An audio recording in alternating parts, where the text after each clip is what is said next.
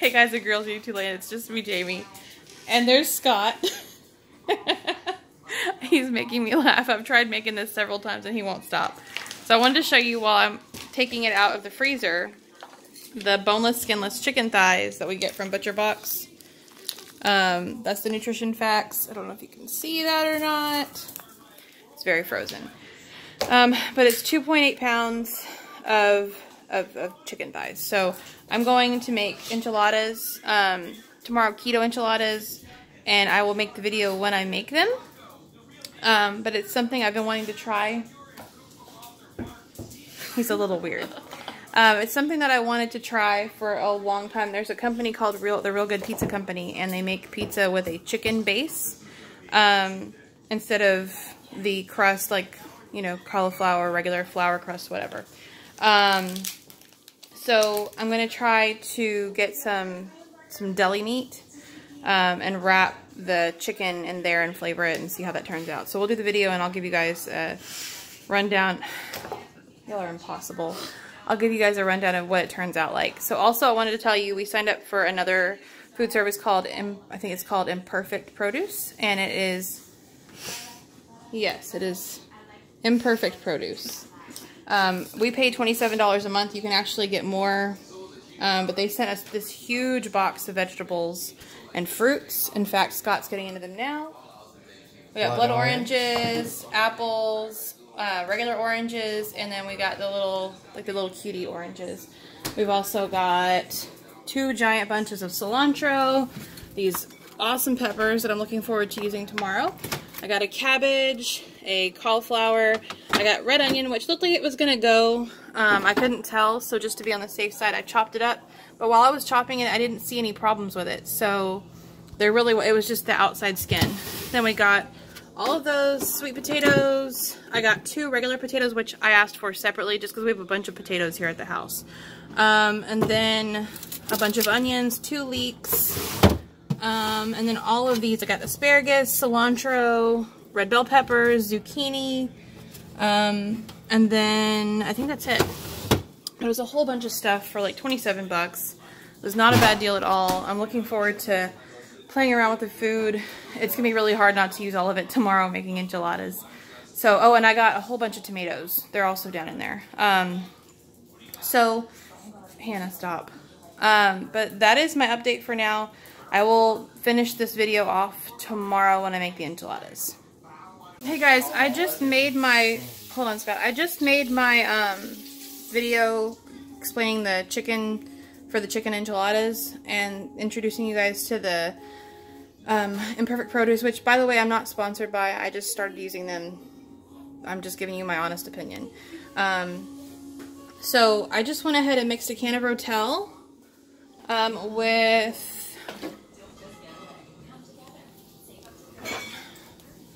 this Schultz's cooking hot sauce. It has 1 gram of carb in it.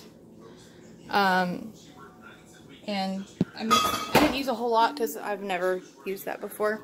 I just wanted some, I don't have any salsa verde to cook the chicken in, so I just wanted something to give it some flavor. And then I put a little bit of chicken stock to thin it out. So I'm going to cook that probably on high tonight just to get it all cooked. And because it is, yeah, it's plugged in. Because it's boneless, skinless, I'm going to be able to just pull it apart. And then I can put it in the fridge, which will make it easier to make the enchiladas tomorrow. So I'll come back to you guys with the rest of the recipe. Scott is following me around acting like a weirdo. It's totally okay if you get in the frame, Scott. Hey guys and girls of YouTube land, it's just me, Jamie, and I'm making my enchiladas tonight. The recipe that I'm using I found on a website called Fit Mom Journey. I think it's a blog. I will try to find the link and put it on my page. I thought about doing this myself, but I found this really good recipe that I want to try, and hers looks way better than what I was thinking. So, so first what we're going to do, you need 2 to 3 cups shredded chicken. The chicken that I made last night, I went ahead and I didn't use the juice off of it because it's got extra carbs in it. Because it was a can of Rotel and there's 5 grams of carb, I think, per serving. Let me see. Just grab a can of Rotel and look. It's 4 grams of carb per serving. So it's about a little over, like, I think 12 or 12 and a half grams of carb per can. And so I just went ahead and took all that out. I didn't leave it on my chicken. I'm sure that there's some that clings to it, so we'll just call it carb, 2 carbs. And then the green stuff that I had 1 carb in it. So 10 to 20 pieces of lunch meat. So I had Scott go to the deli today and get me, this should just be, yeah, it's just oven gold turkey, skinless. So we're going to use that. We're going to wrap the shredded chicken in that. It says 1 small onion diced. Since I already had these chopped up, I'm just using red onions. Small onion would yield probably about 1.5 cups of onions. So I'm going to go ahead and just figure that out. 2 cups of bone broth. I use chicken stock, so that's what I'm using. And I usually use guar gum for this step, but it calls for arrowroot. My guar gum went missing. I have no clue where it went, so I'm just using arrowroot instead. It says 1 cup of sour cream. I'm going to substitute that with cottage cheese just to add some protein to it. And then 4 ounces of green chilies, which is right here. Shredded Monterey Jack cheese. I've got that here. And it calls for 2 cups of that. And a small jar of salsa verde, which this is what we got. So what I'm gonna do though, something that I want to do, because I have these peppers that I got from Imperfect Produce. I'm gonna be using these as well because they're not spicy, they're just very mild little peppers, padron peppers. So I'm gonna use these to saute with the peppers, or with the onions. Okay, so the first step says to heat chicken bone broth over medium heat. So I'm going to go ahead and do that now. And then it says whisk in the arrowroot powder and let thicken. Stir in sour cream and green chilies. I'm going to do the arrowroot before it starts to boil so that we don't get any lumps. So I will be right back when I do that. Okay, so I went ahead and took 1 cup of cottage cheese. And I used my Ninja cup and blended it with about 2 tablespoons of heavy whipping cream, because we're supposed to be mimicking sour cream here. So rather than making it thicker, we're going to use that. So that is what we have. And I'm just going to scoop that into my thickened sauce. When they say thick, it's not like super thick. It's 2 tablespoons of arrowroot and the chicken broth that you're going to mix together. I highly recommend you do it while it's still cool, because if you don't, it's going to be too lumpy, and you're going to end up with powder pockets of arrowroot. So let me finish incorporating my sour cream, and I'll be right back. Okay, so this is the final product. I'm going to see if I can't get it to thicken up a little bit more by cutting the heat up. It said medium-high, so I have it on medium-high now. Okay. In a bowl, combine 1 cup of cheese, diced onions, and shredded chicken.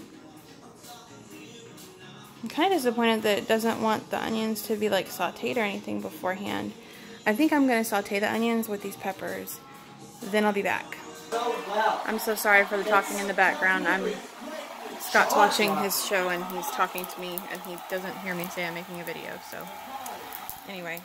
I have the onions and the peppers in here. I don't like crispy, crunchy onions in my food all the time, not in my enchiladas, so I'm going to saute these. I don't know if these peppers are hot, so I did like 5 of them. We will see. I figured if I do only 5, it's not going to be bad. So I'm going to go ahead and finish sauteing these, and I will be back. Okay, guys and girls, so I think this is about, I don't know, let me see. I think this is about 2 cups left of chicken, so I'm going to go ahead and put that away for another meal. This is what I ended up with. I just feel like that was a little bit too much. It was more than what they were calling for. Babe, you can play the TV. It's not hurting anything. I did half of my cheese into this with the onions, the chilies, and the chicken. And now I'm going to start putting it into the tortillas, or the pieces of chicken. Okay, so of course we're watching The Masked Singer, so I don't own the rights to any of this music. I'm just making sure I say that so my video isn't taken down. So there is a piece of deli meat. I'm going to take a generous helping of this. And I'm going to roll it up. You're on my tattoo. Let go. And I'm just going to do that with the rest of them. Okay, so my phone is going to die here in just a minute, so I'm going to show you what I have. This is what I have. These are the Folio tortillas. I ran out of turkey meat, so I'm going to go ahead and just use these, and this is the little bit that I had left over, so I'll just have that for something later. So the next thing says, for 10 enchiladas, pour 1 cup of the sauce on the bottom of the pan. I didn't read that far down. And then lay the enchiladas in it, pour the remaining on top. It's gonna go all over it anyway. So I'm gonna go ahead and pour all the sauce on top, and we'll see what comes out. That's what she said. Okay, my phone is gonna die. So this is the sauce poured on top of it. I'm gonna top it with the rest of the Monterey Jack cheese, and I'm gonna bake this for, it says 20 to 25 minutes. My oven is preheated to 350. I will be back in just a little while. Thank you. So I'm about to take the enchiladas out of the oven, and I was doing my macros, and this is why I'm really ticked off about my guar gum being missing, because now I'm gonna mess up my my diet for the night because of all the carbs I'm gonna be consuming with these enchiladas. For 1 enchilada, it's 8 grams of carb, and that is primarily because of the arrowroot, because arrowroot powder for 3 tablespoons, which I had to use to get the sauce thick enough to cook with, has 64.4 grams of carb. When you do the guar gum instead of the arrowroot powder was 64.4 for the whole thing of enchiladas. So it's 8 grams of carb per serving, because I got 12 enchiladas. That's just in the sauce, which is ridiculous. Anyway, for the guar gum, if I was able to use that, it's 9 grams of carb per serving and 9 grams of fiber, which means there's absolutely 0 carbs in it. So I would, whenever you make this recipe, suggest making it with guar gum. If you're going to use guar gum, you need far less of it. It thickens a lot better than arrowroot powder anyway. You probably only need about 2 or 3 teaspoons, if that. Arrowroot, I had to use way too much to get it to thicken up. And even then it was still runny. So I'm going to say no to that in the future. It's 9.1 grams of fat and 21.8 grams of protein. That's per enchilada. So tonight when I eat my enchiladas, I'm going to be having 16 grams of carb, 18.2 grams of fat, and we'll say about 43 grams of protein, which is way too much protein. For a gastric sleeve patient that's newly out of having the surgery, you're probably going to only eat 1. I'm still going to have these. I'm going to eat them because I made them. But I mean, you live, you learn. So I would definitely do your research if you're going to be making a new recipe and you're not sure about the carbs. The website that I did this recipe off of was a low-carb website, so I'm really surprised that they wanted to use arrowroot over guar gum. Maybe the person that did the recipe just didn't know that it's higher in carbs, but I would definitely suggest using the guar gum. Guar gum does get a little bit slimier if you get it on your hands and stuff, but if you mix it in right, you're not going to notice a difference in the texture. It's sauce, so it's not going to be something that tastes bad. I'm going to go in here in just a minute. Actually, let me see if I can reach the oven with my phone because I'm still hooked up to the charger. Let me cut the light on. That is the product we're looking at right now. You can see the 2 cheese ones are probably completely melted at this point. I'm going to call it and say that it's been long enough that they've been in there. But I'm going to go ahead next and make some Spanish rice to go with it, but it's cauliflower rice. So I'll be right back to give you the information. Hey guys and girls, tonight it's just me, Jamie. I am still pretty upset about my carbs in my enchiladas, so I'm going to have to just take it as it is and enjoy the fact that I have enchiladas for dinner. I'm going to order some more guar gum as soon as I have some more money. So the Spanish cauliflower rice is what we're making now. It calls for 16 ounces of cauliflower, 1 tablespoon olive oil. I'm using coconut, 1/3 cup tomato sauce, 1/4 cup chicken or vegetable broth. I'm using chicken stock, 1 teaspoon minced garlic, a teaspoon of onion powder, a 1/2 teaspoon of ground cumin, 1/2 teaspoon of sea salt. I'm just using regular salt. We're out of sea salt right now. 1/4 teaspoon of black pepper, a tablespoon of lime juice, and 1/4 cup of cilantro. Lucky for me, I have cilantro from my my imperfect produce delivery yesterday, so I'm going to be using a bunch of that. So right now I'm going to go ahead. I've already got my cauliflower way over there in my Ninja food processor, right there. It's all riced already, so I'm going to go ahead and start sauteing that, and then I will be back. Hey guys, so I've got all my spices in there. It's a teaspoon of each of the ones that I read out earlier in the beginning of the video. This has been cooking for 5 minutes. I had it on high. I didn't read what temperature on the recipe to do it on. Maybe I shouldn't have, I don't know. So all those seasonings are now mixed in. I've got my tomato sauce and chicken stock off to the side. I'm going to put those in now. That is 1/3 cup of tomato sauce and 1/4 cup of chicken stock. And I'm going to stir all that in. I'll be right back. Okay guys and girls, so that is what it looks like right now. It has to cook for 5 or 10 more minutes. I would not suggest that we use frozen cauliflower rice on this because it's just going to be too wet. The cauliflower, whenever you first rice it in the Ninja blender, food processor, whatever, it's pretty dry. There is some moisture in it, obviously, because it's a vegetable, but it's not as moist as if it was in the freezer because they wash it when they get it, they clean it, they process it, and so there's more moisture on it than when you would normally have a fresh head of cauliflower. So I'm going to let that finish cooking for 5 or 10 minutes. I'm going to use about a tablespoon, let's see, 1 tablespoon of fresh lime juice and 1/4 cup cilantro. I might use a little bit more because I like cilantro. And then I'll be back and I'll give you the macros.